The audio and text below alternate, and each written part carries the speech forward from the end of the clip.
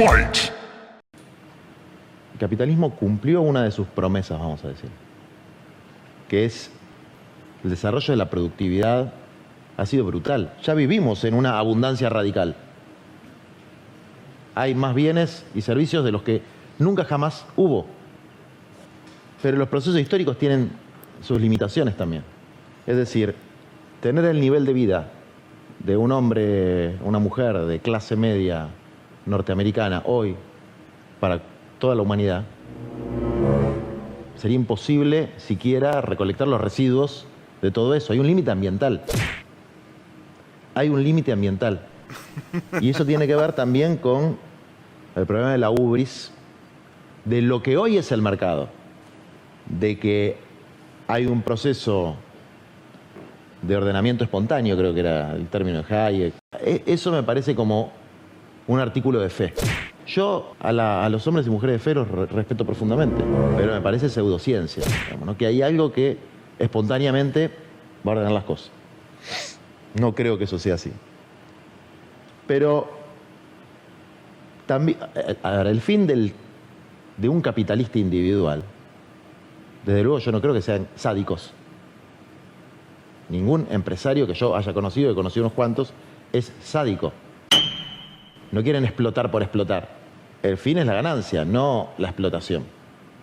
Y como el fin es la ganancia, si la incorporación de tecnología va a permitir aumentar la tasa de ganancia, desde luego que lo va a hacer. No hay nada mejor que el progreso tecnológico para liberar al ser humano de la esclavitud del trabajo reiterativo, del trabajo no creativo. El problema es que el ser humano no limite eso con su capacidad de pensar y gobernar el futuro. Que lo deje espontáneamente, que lo deje andar, que laissez faire, laissez passer. Porque el capitalismo cumplió con la promesa de la productividad, pero no con la promesa de la distribución. La desigualdad creció casi tanto como se redujo la pobreza en términos absolutos, ¿no? Es decir, la pobreza en términos relativos no se resolvió. Se redujo la pobreza en términos absolutos, midiéndolo en $1 por día, $3 por día, etc. Por ejemplo, el fenómeno de las villas, de asentamientos, hay 2.000 millones de personas que viven en villas de asentamientos. Es decir, que no pueden acceder a un pedacito de tierra para tener una vivienda más o menos normal, por lo menos desde el punto de vista de los estándares culturales de la sociedad occidental. Los tiempos cambiaron, digamos. Ese pensamiento holístico, ilustrado, enciclopédico, ahora se ha convertido, producto también de la lógica del capitalismo, en niveles de especialización cada vez más fragmentados.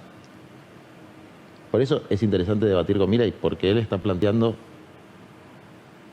un sistema integral, ¿no? No está planteando un tema. Entonces, hablando de la igualdad obviamente se puede pensar en muchos sentidos, ¿no? O sea, buscar un mundo donde que sea socialmente equitativo no implica anular la diversidad humana. Podemos ser humanamente diversos y socialmente semejantes. O sea, ¿vos no crees que el futuro nos lleve a un fin de la pobreza? El futuro puede ser de una manera, puede ser de otra. O sea, vos tenés dudas. Yo tengo dudas hacia dónde vamos, ¿no? Yo creo que hoy es más fácil pensar en un evento catastrófico.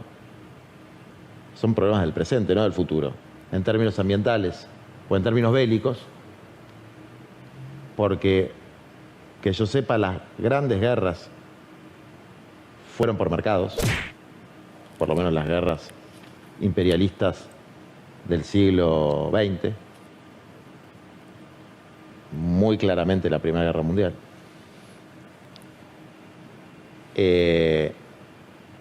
Si no hay un cambio absoluto de paradigma, que es algo que también plantea Milei.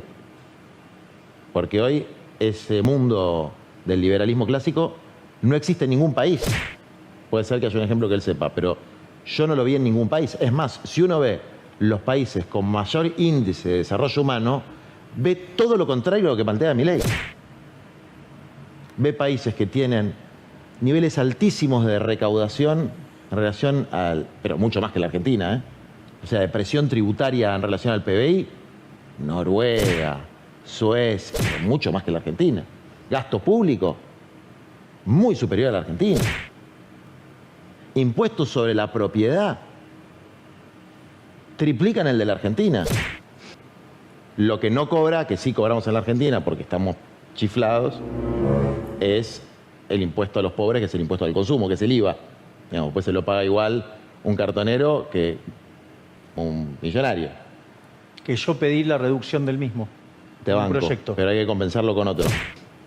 Y esos son los países donde, según entiendo yo, y dicen algunos esquemas, que es cierto, determinar la felicidad es muy difícil, pero de desarrollo humano, índice de desarrollo humano, son los países más avanzados, es decir, en los países donde la gente tiene más oportunidades de buscar la felicidad, como decía la Constitución norteamericana, es precisamente en los países donde hay más cantidad de empleados públicos. ¿Está chequeado? Yo diría que sí. Y un enorme gasto público. No lo puedo creer. Ahora, eso existe en la realidad. No es algo que yo quisiera que pase o que mi teoría me lleva a eso. Es lo que existe en la realidad. Bueno, yo quiero que la Argentina sea Noruega. Este chico me quiere matar. Permítame proponer... No, pero quiero responder a las cosas que, digamos, planteó Juan. La primera es, la evidencia empírica está de mi lado. Aquellos países que son más libres son 8 veces más ricos que los reprimidos. El decil más bajo de la distribución de los países más libres está 11 veces mejor que su par en el país reprimido. Y no solo eso, sino que además, por el formato que tiene la distribución del ingreso, una log normal, una chi cuadrado, o que hay otros la llaman distribución Pareto, donde el 80% de las personas, 70-80%, ponen 75% promedio, están peor que el promedio. Los que están en el decil más bajo de la distribución de los países libres tienen el doble de ingreso que el ingreso promedio de los reprimidos. Tienen 25 veces menos de pobres en el formato estándar, 50 veces menos en el formato extremo. Por lo tanto, digamos, o sea, si es un dogma o no, digamos, o sea, los números están de mi lado. ¿Puedo Como hacer diría, una como diría pregunta? Friedman, primero los datos. ¿Cuáles son los países libres? Mira, es muy interesante. Por ejemplo, dentro de los países libres vos tenías Irlanda, digamos, podés tener Nueva Zelanda, podés tener Australia. Vos fíjate, Estados Unidos, desde que llegó Biden, del lugar 8 cayó al 20. Por otra parte, digamos, la idea de los nórdicos es increíble porque los nórdicos tienen mercados laborales muy flexibles. Absolutamente flexibles. O sea, cualquiera que yo le propongo ese modelo de mercado laboral, dirían cuestiones verdaderamente aberrantes. No solo eso, cuando vos tomás, digo, dentro del capitalismo hay un rol fundamental a la propiedad privada, porque ese es la contracara del funcionamiento del sistema de precios, y el sistema de precios es un mecanismo de transmisión de información, coordinación y ajuste, y hay un rol central en la propiedad privada. Estoy simplificando para que, digamos, pueda entrar en el tiempo. Para entrar en esta parte. Entonces, la realidad, cuando vos mirás los índices de respeto a la propiedad privada, los nórdicos están entre los primeros. No solo eso, sino que además muchos se quedaron con la idea de los nórdicos previo a la quiebra de Suecia. Una de las cosas que pasó, Suecia abrazó el capitalismo, se hizo un país rico y después se empezó a aplicar socialismo y terminó llevando la presión fiscal a niveles del 75%. ¿Y qué se generó? se generó la quiebra del Estado sueco y la realidad es que de ahí en adelante hicieron todo un conjunto de reformas pro mercado y achicaron drásticamente el gasto público y la presencia del Estado. El caso de los nórdicos no es un caso, digamos, digamos, justamente es la prueba de todo lo contrario. Y entonces vos llegás, digamos, al contrasentido de la existencia del Estado, y es que entonces, ¿qué puede hacer el Estado para que las cosas funcionen mejor? No participar. Te quisiste pasar de vivo y perdiste, ¿sabes? O sea, con lo cual, digamos, es la bomba de Neutroni sobre el socialismo. Es más, quiero hacer también un tema sobre las guerras. Digo, las guerras no las hacen los individuos. Las guerras las hacen justamente los estados.